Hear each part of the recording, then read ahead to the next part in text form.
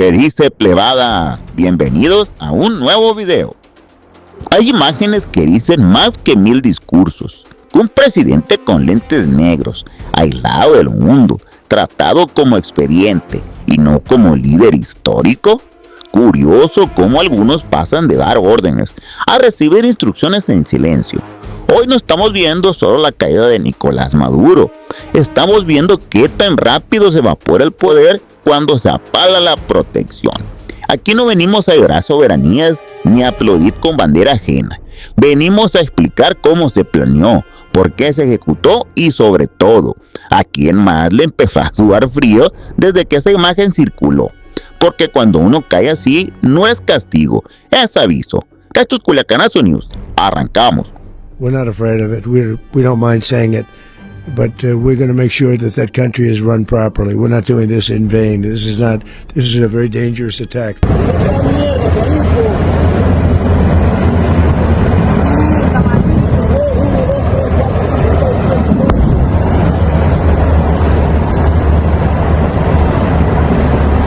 Mamá huevo, qué locura. Moscaí, mira esa mierda, explotaron allá toda esa mierda porque tú no estás explotando.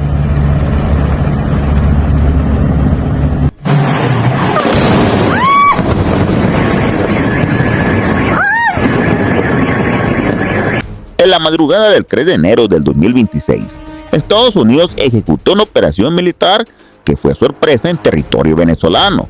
De acuerdo con la información oficial difundida por la Casa Blanca, la acción incluyó ataques aéreos selectivos en Caracas y otras zonas estratégicas del país, como parte de una misión planeada durante meses.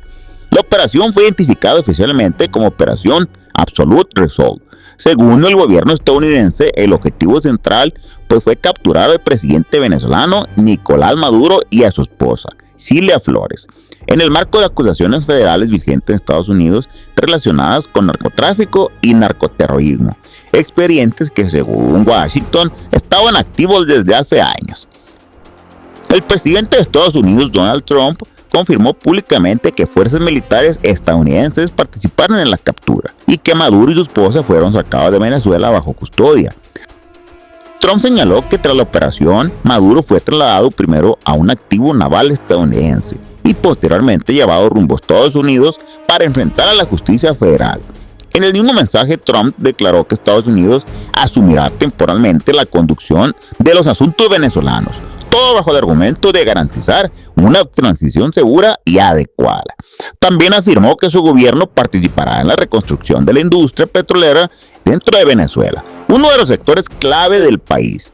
Del lado venezolano, la vicepresidenta Delcy Rodríguez declaró que desconocía el paradero de Nicolás Maduro tras todos los ataques y exigió pruebas de vida, mientras que distintas figuras políticas y sectores sociales reaccionaron de forma dividida dentro y fuera del país. A nivel internacional, la operación generó reacciones inmediatas. Algunos gobiernos condenaron la intervención calificándola como una violación a la soberanía venezolana, mientras que otros la respaldaron como una acción directa contra el régimen de Maduro. Esa es, hasta este punto, la versión oficial de los hechos. Una operación militar bien planificada, una captura de alto nivel confirmada por Estados Unidos y un escenario político que desde esa madrugada cambió por completo el tablero en Venezuela y en la región. Los reportes más sólidos coinciden en algo. La captura de Nicolás Maduro fue planeada durante meses. De acuerdo con la información atribuida a fuentes de inteligencia y cobertura de agencias internacionales, la CIA tuvo un papel clave para ubicar con precisión dónde se encontraba Maduro esa noche. No estamos hablando de más o menos dónde está. Estamos hablando de coordenadas, tiempos y rutinas. Lo tenían bien torcido, la neta. Incluso se menciona que se construyó una réplica del sitio objetivo para ensayar entradas, rutas y ventanas de extracción. Antes de que entraran los equipos de asalto, vino la fase que en lenguaje militar se conoce como ablandamiento. Ataques selectivos contra objetivos militares y defensas cercanas a Caracas, no para destruir el país, como dicen los chavistas, sino para abrir una ventana de entrada, desorganizar respuestas y reducir riesgos para los equipos que iban a entrar por tierra y aire. Lo que se desplegó fueron unidades de élite, específicamente de esta Force, el First Foot B, el tipo de unidad que Estados Unidos utiliza para capturas de alto valor, rescate de rehenes y operaciones quirúrgicas. Estos no entran a ocupar territorios ni a posar para la foto, entran arremangando a lo que van, DirecTV resuelven y salen, y casi nunca se habla oficialmente de ellos. Lo poco que se sabe siempre sale por filtraciones o reportes posteriores. Los equipos de asalto ingresaron por aire, en helicópteros volando a baja altitud, directamente hacia un complejo modificado donde se encontraba Maduro. No fue una invasión masiva como traen en el mitotón, fue una entrada puntual. Pues sí se remangaron obviamente los guardaespaldas, no, la neta, ni modo que no hubiera intercambio breve de disparos. Fue una ruptura rápida de accesos y avance directo al objetivo. Según reportes citados por la agencia Reuters, Nicolás Maduro intentó moverse a una zona interna con muros blindados, a uno de esos cuartitos de pánico, Ha de ser ese que se le va enseñando con un pizarrón culero y matas artificiales. Pinche búnker de juguete. Parecía proyecto escolar de kinder mal hecho, la neta. Y pues no lo alcanzó. Fue asegurado junto a Cilia Flores en cuestión de minutos. La extracción se realizó también por helicóptero, con rumbo a un buque estadounidense donde se menciona de forma reiterada al USS Iwo Jima como punto de aseguramiento inicial. A partir de ahí el traslado quedó completamente bajo custodia estadounidense. A ver, la imagen de Maduro capturado no es nomás una foto. Esa foto es un mensaje para el sistema entero. En la imagen se ve a Nicolás Maduro con lentes negros, con protección auditiva y con esposas de sujeción. El paquete completo. Y no es estética, no es show. Es protocolo estándar cuando estás moviendo un objetivo de alto valor y quieres una sola cosa: control total. Los lentes negros cumplen una función bien clara: privación visual. Desorientan al detenido, le impiden identificar rutas, instalaciones, personal, patrones. Y de paso le quitan cualquier posibilidad de leer el entorno para reaccionar, Es una medida clásica cuando el lado es sensible y no quieres que el objetivo se quede con nada en la cabeza, excepto una idea que ya valió madre. Y lo de las orejas no es de adorno tampoco, plebada. Eso que traes son orejas de protección auditiva de uso militar. En plataformas como helicópteros y buques de asalto hay un chingo de ruido, sí, pero aquí hay otro punto: aislamiento del entorno. No escucha comunicaciones, no escucha órdenes, no escucha conversaciones internas, no escucha nada útil. Y sí, también entra el tema de derechos humanos, porque luego nos falta el que quiera armar circo que las lastimaron por el ruido. Entonces todo va blindado. Y apenas se confirmó la captura, se prendió el cerro mundial, porque esto no es solo Venezuela, esto es de precedente. Y cuando hay precedente, cada país reacciona pensando en lo suyo. Primero lo que salieron con la clásica soberanía de derecho internacional, y esto es inaceptable, fue Rusia, No se anduvo con rodeos. Su postura oficial calificó la operación como agresión armada. Habló de violación al derecho internacional y exigió la liberación inmediata de Maduro y Cilia Flores, si estaban bajo custodia estadounidense. China también condenó la operación en el mismo tono: violación grave de la soberanía y advertencia de que esto pues pone un precedente peligroso para la estabilidad global. En corto, Beijing pues no está defendiendo a Maduro por amor, está defendiendo la regla que le conviene. Nadie se mete a sacar presidentes ajenos, porque un día alguien podría querer hacer lo mismo. Ahora en América Latina, el bloque que salió más alineado y sin matices, pues ya se la sabe, fue los gobiernos de línea socialista: Cuba, Nicaragua y Bolivia. Cuba, con Díaz-Canel, condenó la acción con etiquetas fuertes, acusando a Estados Unidos de actuar fuera de las normas internacionales. Nicaragua, con Ortega Murillo, exigió liberación inmediata y cerró filas con Caracas. Bolivia, Luis Arce, habló abiertamente de secuestro y pidió intervención de la ONU para frenar la escalada. En conjunto trae las mismas narrativas estos vatos: condena total, soberanía y rechazo del uso de la fuerza. Y del otro lado está el mundo que lo celebró o lo justificó bajo una lógica simple: esto ya se cocinaba desde hace años en tribunales y ahora lo sacaban del greñero hasta Nueva York, porque sí, la comunidad internacional quedó dividida. Pero aquí viene la parte incómoda: las posturas no son morales, son estratégicas. Los grandes como Rusia y China no están llorando por Maduro, están defendiendo el principio que evita que esa práctica se vuelva rutina. Están velando por sus propios intereses y el negociazo que tenían con Maduro. Y el bloque regional que lo condena también está cuidando su narrativa interna y su relación con Washington. Y aquí entra Colombia, porque cuando revienta algo así en Venezuela, al primero que le cae el temblor en las piernas es al vecino. El presidente Gustavo Petro salió públicamente a condenar la operación de Estados Unidos y la captura de Maduro, calificándola como una agresión contra la soberanía venezolana y apelando al principio de autodeterminación. No se saben atrás estos vatos, misma narrativa, mismas palabras, el mismo modelo socialista. De perder y cámbiale una que otra pinche palabra, no la chinguen. Pero la parte interesante no es lo que dijo, es lo que hizo. Porque mientras Petro hablaba de soberanía, Colombia empezó a moverse con lógica de prevención, o se puso el guaracha antes de destinarse y mandó a reforzar seguridad en la frontera. Y pues para que se preparen para el peor escenario, un rebote de caos, presión migratoria y desorden del lado venezolano.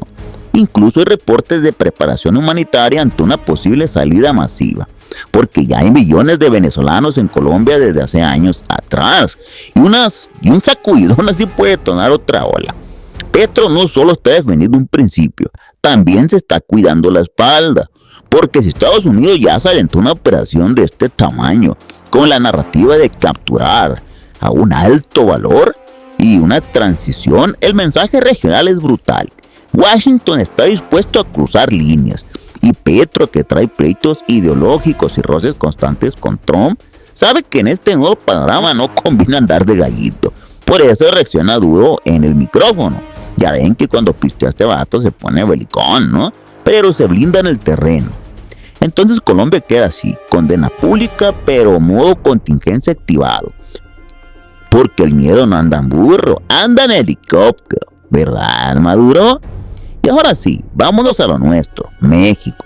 Tras la operación de Estados Unidos en Venezuela y la captura de Nicolás Maduro, el gobierno mexicano, a través de la Secretaría de Relaciones Exteriores, sacó un comunicado oficial donde condena y rechaza enérgicamente las acciones militares ejecutadas de manera unilateral por Estados Unidos. El comunicado se amarra a lo jurídico. México dice que esto viola el artículo 2 de la Carta de las Naciones Unidas, que prohíbe el uso de la fuerza contra la integridad territorial o la independencia política de los estados. Y además pide que la ONU intervenga, que se facilite el diálogo y que se busque una salida pacífica basada en derecho internacional. Pero el lenguaje está incalculado. México no menciona a Maduro por nombre, no se avienta el abrazo público, pero al hablar de agresión contra el gobierno y el pueblo venezolano, el respaldo del gobierno en turno queda implícito. Y eso, plebes, en este contexto se cobra. Porque si Trump ya cruzó la línea de captura de alto valor y encima suelta en el discurso de transición y administración temporal, aguas. Entonces todo el país que se le ponga enfrente, aunque sea con comunicado diplomático, entra al radar político. Y México con esta postura se metió solito a la boca del lobo. Ahora otra lectura que no se puede ignorar. Cuando ves quienes están condenando más fuerte, Rusia, China y varios gobiernos latinoamericanos alineados, el patrón se nota. Es defensa del principio, porque si se normalice esto, mañana cualquiera puede decir cargos federales, operativo quirúrgico y vamos, Ricky Ran. Entonces México queda parado así, aferrado a doctrina y legalidad internacional, pero al mismo tiempo mandando un mensaje que en Washington se puede leer como yo apoyo a Maduro. Y con Trump ya sabemos cómo funciona eso. No se le olvida el viejo, y menos cuando hay intereses de por medio. Esto que estamos viendo no nació de la nada, plebes. Por más que muchos digan que esto es inédito, la realidad es que ya había pasado, solo que hace décadas y con otro nombre. Es imposible no voltear a 1989, a Panamá y a la caída de Manuel Noriega. Y no es el 4x1, plebes, Este era el presidente de Panamá. El molde es prácticamente el mismo. Estados Unidos tiene expedientes penales abiertos en cortes federales. Ejecutó una operación militar en territorio extranjero. Capturó al jefe del poder político. Lo trasladó a Estados Unidos para juzgarlo. Y detonó como ahora una ola de condenas internacionales por violación a la soberanía. Y hasta el mismo día, un 3 de enero también. Ese patrón de acusación judicial previa, más fuerza militar, más traslado, no es nuevo. La diferencia está en cómo lo justificaron y en el costo político. En Panamá, Washington alegó detonantes directos, protección de ciudadanos estadounidenses, un militar muerto, elecciones desconocidas y el reconocimiento de un liderazgo alterno. Todo eso, aunque muy cuestionado, le dio a Estados Unidos una base legal narrativa para vender la operación. En Venezuela no. Aquí no existe una autoridad interna reconocida que autorice la acción. No hubo un gobierno alterno que pidiera ayuda. Y además Estados Unidos mezcló dos discursos peligrosos, el de arresto judicial con el de administración temporal del país, ¿eh? Y ahí es donde jurídicamente se enreda la cosa, porque ya no suena solo a captura, suena a cambio de régimen por la fuerza, por más que lo quieran disfrazar. Por eso el ruido internacional es mayor que con Noriega, porque en Panamá pues se podía debatir la legalidad. En Venezuela se está debatiendo el precedente global, ¿verdad? Hoy no se discute de solo si Maduro se lo mereció o no. La neta pues ya saben todos que sí. La pregunta real es otra. ¿Qué pasa si este modelo se vuelve normal? ¿Qué gobierno sigue si mañana hay un expediente federal, sanciones y voluntad política? Y por eso Rusia y China brincaron, y por eso varios gobiernos de la región se pusieron nerviositos, porque no están defendiendo a Maduro, están defendiendo la barrera que los protege a ellos. Y aquí es donde yo sí le voy a hablar sin pose, sin discurso de universidad y sin la típica frase de cada país debe resolver lo suyo, como si la realidad fuera un debate de panel, porque una cosa es opinar desde lejos y otra cosa es verlo. Yo estuve ahí y lo digo claro. Venezuela está metida en un nivel de corrupción e impunidad brutal. No es exageración. En ese ambiente se respira. Y lo más cabrón, pues no es solo la falta de lana o las carencias. Es que sientes que la libertad no es un derecho, es permiso. No vi libertad de expresión real. Y peor, puedo decir que esta libertad de pensamiento está condicionada. Gente con miedo a hablar, gente midiendo palabras, gente que por sobrevivir aprende a callarse y a agachar la cabeza.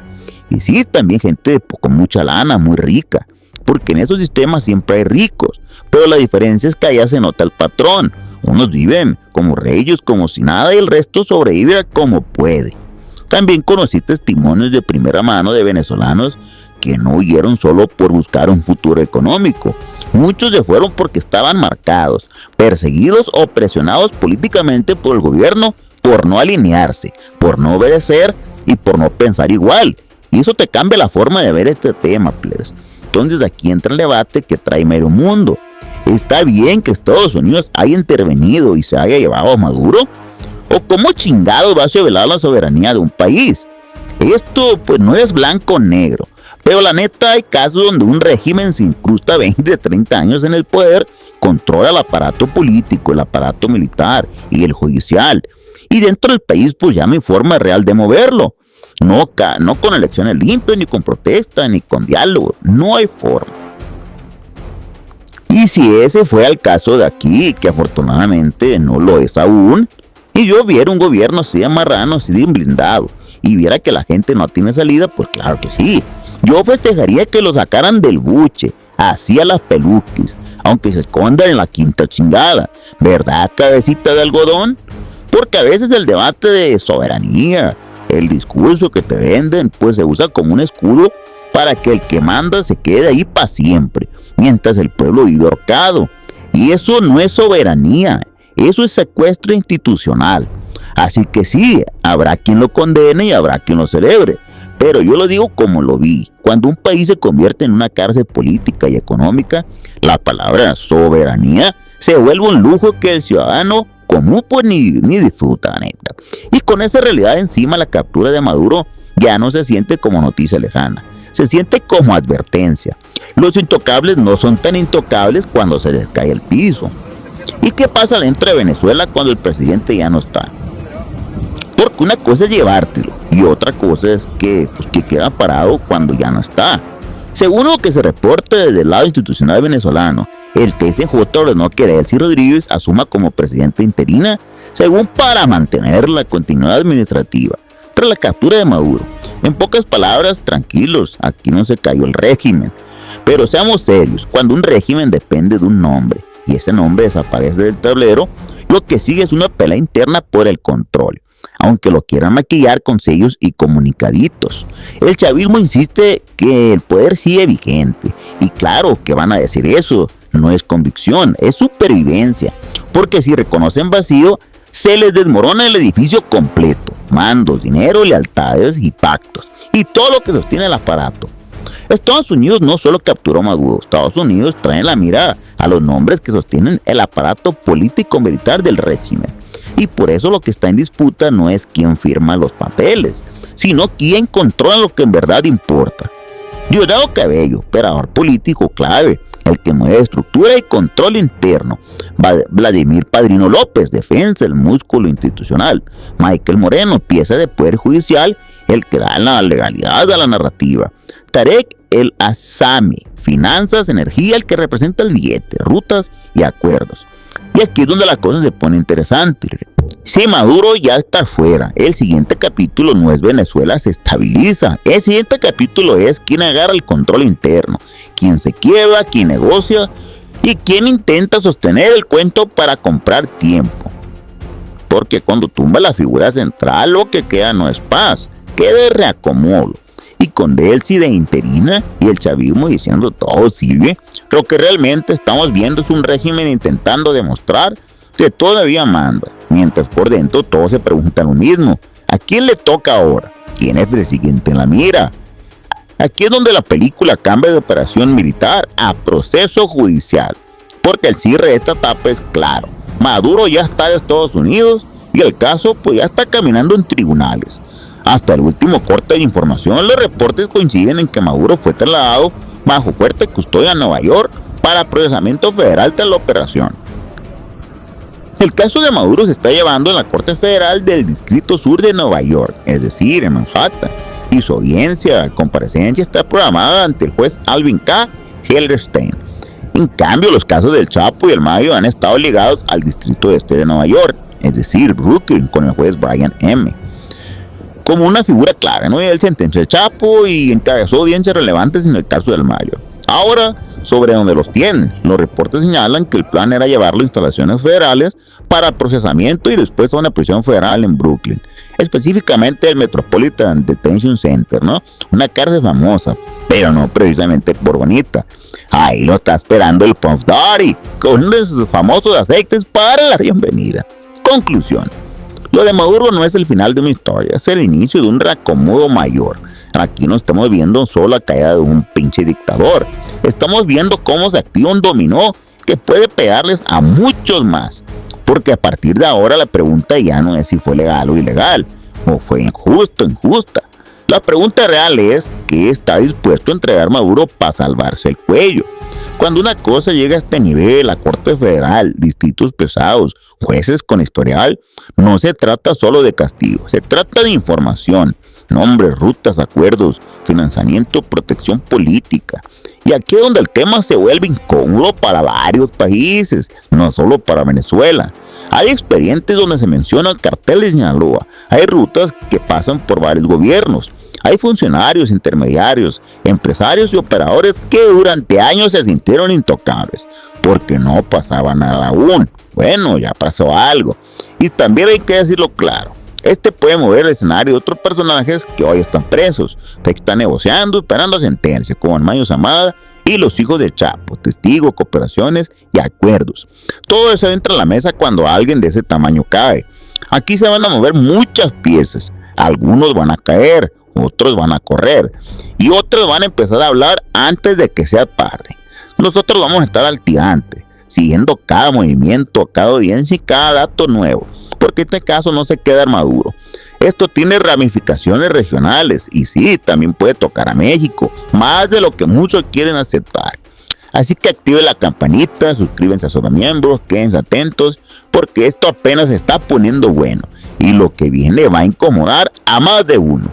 Esto fue Culacanazo News. Nos vemos en el próximo capítulo. Y pues plebada, llegamos al final de este video. Les mando un saludazo. Cuídense mucho. Los links de mis redes sociales están en mi perfil. No olviden suscribirse, darle like y activar la campanita. Estamos a la orden y los veo en un próximo video.